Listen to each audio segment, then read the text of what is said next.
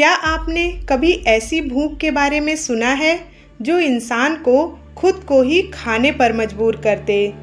एक ऐसा राजा जिसने अपने पेट की भूख मिटाने के लिए अपनी ही बेटी को दरिंदों के हाथों में बेच दिया।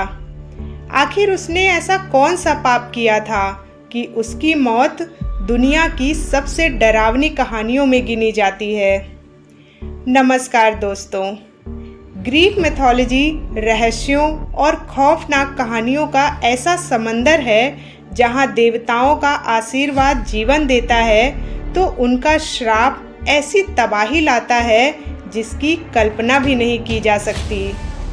आपने मेडुसा के बालों वाली सांपों की कहानी तो सुनी ही होगी या हरक्यूलिस के साहसी कारनामों की, लेकिन आज द हिडन मिथोलॉजी पर हम आपको उस राजा की कहानी सुनाएंगे जिसकी भूख ने पूरी दुनिया को हिला कर रख दिया था। एक ऐसी भूख जिसने उसे अपने ही शरीर को खाने पर मजबूर कर दिया। तो कहानी शुरू होती है प्राचीन ग्रीस से, जहाँ के थेसाली प्रदेश में एक राजा राज करता था। उसका नाम था एरिसिक्थॉन। वह शक्तिशाली था, धनी था, लेकिन सबसे ज़्यादा वह घमंडी था। उसे ना तो देवताओं का डर था और ना ही प्रकृति के प्रति सम्मान। वह खुद को देवताओं से भी ऊपर मानता था। वह अक्सर अपने दरबार में कहता था कि अगर देवता हमारी प्रार्थनाओं पर निर्भर हैं तो असली भगवान वे नहीं, हम हैं जो उन्हें पूजते हैं। सैकड़ों साल पहले अनाज और कृषि की देवी डेमेटर का एक पवित्र बगीचा था। यहाँ एक विशाल ओक का पेड़ खड़ा था जो इतना बड़ा था कि वह अपने आप में एक जंगल जैसा लगता था। यहाँ की हरियाली और शांति पवित्र थी। लोग यहाँ देवी की पूजा करने आते थे। एक दिन एरिसिक्थॉन को अपने महल में एक नए भोजन कक्ष की जरूरत महसूस हुई। उसने तय किया कि वह इसी पवित्र बगीचे के पेड़ों को काटेगा। जब उसके सैनिकों ने देवी के डर से उस बगीचे के पेड़ों को हाथ लगाने से मना कर दिया तो एरिसिक्थॉन ने खुद कुल्हाड़ी उठा ली। उसने चिल्ला कर कहा, चाहे यह पेड़ देवी का हो या खुद देवी हो, यह जरूर गिरेगा। जैसे ही राजा की कुल्हाड़ी पेड़ की छाल में घुसी, वहाँ खड़े लोग दंग रह गए, क्योंकि पेड़ से लकड़ी का बुरादा नहीं बल्कि इंसानी खून निकलने लगा। क्योंकि उस पेड़ के अंदर एक अप्सरा रहती थी। मरते वक्त उसने राजा को चेतावनी दी, लेकिन अंधे घमंड में चूर एरिसिक्थॉन ने उसे नहीं सुना और उस पेड़ को धराशायी कर दिया। जब देवी डेमेटर को इस जघन्य अपराध का पता चला तो उनका क्रोध 7वें आसमान पर था। उन्होंने तय किया कि एरिसिक्थॉन को कोई सामान्य मौत नहीं दी जाएगी, उसे एक ऐसी सजा मिलेगी जो युगों युगों तक याद रखी जाएगी। देवी डेमेटर ने लिमोस को बुलवाया। यूनानी लोक कथाओं में लिमोस कोई सामान्य देवी नहीं है, वह अकाल और कंगाली की साक्षात मूर्ति हैं। उनका निवास स्थान सिथिया के सबसे उजाड़ और ठंडे कोनों में था। लिमोस को ढूंढने के लिए देवी डेमेटर ने पहाड़ों की एक अप्सरा को भेजा।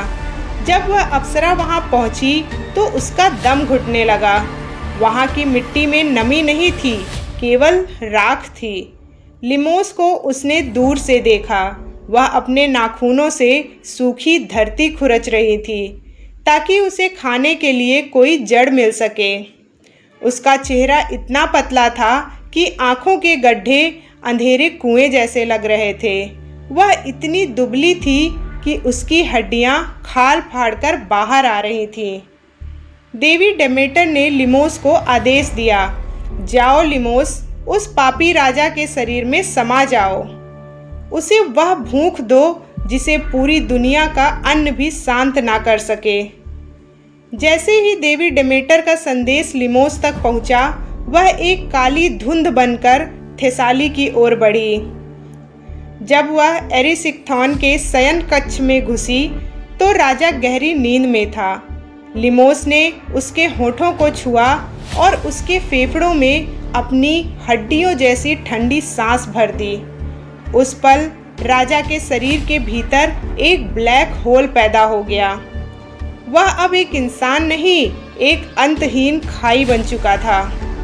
जब सुबह हुई तो राजा को लगा जैसे उसके पेट में हजारों बिच्छू डंक मार रहे हों, परंतु यह भूख शारीरिक नहीं, मानसिक थी।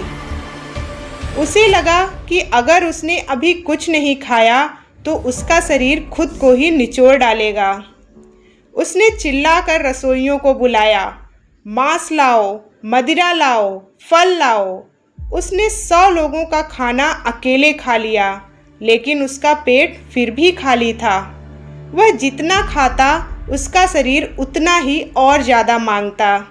यह एक ऐसी भूख थी जो संतुष्टि का मतलब ही भूल चुकी थी। जैसे जैसे दिन बीतते गए राजा की हालत बिगड़ने लगी। वह जितना ज़्यादा खाता भूख उतनी ही बढ़ती जाती। उसने अपने राज्य का सारा अनाज खत्म कर दिया। उसने अपने घोड़े, मवेशी और यहाँ तक कि अपने पालतू जानवरों को भी खा लिया। उसका सोने का भंडार खाली हो गया, लेकिन वह चाह कर भी खुद को रोक नहीं पा रहा था। वह जितना खा रहा था उतना ही दुबला होता जा रहा था, मानो उसके शरीर के अंदर कोई ब्लैक होल हो जो सब कुछ निगल रहा था। जब सब कुछ खत्म हो गया तो राजा ने वह किया जो एक पिता सोच भी नहीं सकता। उसने अपनी ही इकलौती बेटी मेस्ट्रा को भोजन के बदले स्लेवरी में बेच दिया। मेस्ट्रा रोती रही, लेकिन भूख के मारे पागल पिता का दिल नहीं पसीजा। मेस्ट्रा पोसीडॉन की भक्त थी। उसने रोते हुए अपने देवता को पुकारा, हे पोसीडॉन, अगर मैंने कभी आपकी सच्ची सेवा की है तो मुझे इस नरक से निकालिए। पोसीडॉन को उस पर दया आ गई और उन्होंने उसे एक जादुई शक्ति दी, रूप बदलने की शक्ति। मेस्ट्रा ने एक मछुआरे का रूप बदला और वह अपने मालिक के कैद से भाग गई। घर लौटकर वह फिर से अपने असली रूप में आ गई। जब एरिसिक्थॉन को पता चला कि उसकी बेटी रूप बदल सकती है तो उसने एक और शर्मनाक योजना बनाई। वह उसे बार बार बाजार में बेचता, कभी गाय बनाकर, कभी पक्षी बनाकर, और जब वह पैसे लेकर घर आ जाता तो मेस्ट्रा फिर से भागकर पिता के पास लौट आती। यह सिलसिला कई दिनों तक चलता रहा। एरिसिक्थॉन का लोभ उसे उस मोड़ पर ले आया जहां उसकी चेतना खत्म हो गई। उसने यह भी नहीं सोचा कि वह जिसे बेच रहा है वह उसकी अपनी ही संतान है। वह भूख के उस स्तर पर पहुंच चुका था जहां नैतिकता का दम घुट जाता है। जब मेस्ट्रा की शक्तियां भी राजा की भूख के सामने छोटी पड़ गईं, तब जो हुआ वह रूह कपा देने वाला था। कल्पना कीजिए एक ऐसे इंसान की जिसके सामने दुनिया का सारा भोजन खत्म हो चुका है। उसके महल में अब एक चूहा भी नहीं बचा था। अब उसके पास ना घर था, ना इज्जत और ना ही खाना। उसकी भूख अब उसके मस्तिष्क पर हावी हो गई थी। वह पागलपन की उस सीमा पर पहुंच गया जहां इंसान और जानवर का अंतर खत्म हो जाता है। उसकी भूख ने उसे एहसास दिलाया कि उसका अपना शरीर भी तो एक मांस ही है। ग्रीक कवि ओविड के अनुसार जब राजा के पास खाने के लिए कुछ नहीं बचा तो उसने स्वयं को ही खाना शुरू कर दिया। ओविड की कविताओं में लिखा है कि राजा ने पहले अपनी भुजाओं के मांस को दांतों से फाड़ना शुरू किया। उसने अपनी उंगलियां चबाईं, फिर अपने हाथ और फिर पैर। उसे दर्द नहीं हो रहा था, उसे केवल स्वाद और भूख की शांति महसूस हो रही थी। धीरे धीरे उसने अपने पूरे शरीर को खुद ही निगल लिया।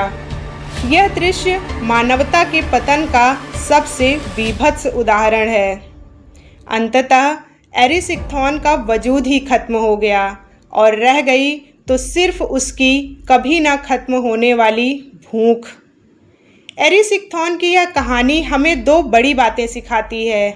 पहली यह कि प्रकृति का अपमान हमें उसी विनाश की ओर ले जाता है जहाँ से वापसी संभव नहीं होती है, और दूसरी यह कि लालच एक ऐसी भूख है जिसे आप जितना खिलाएंगे वह आपको उतना ही भूखा रखेगी।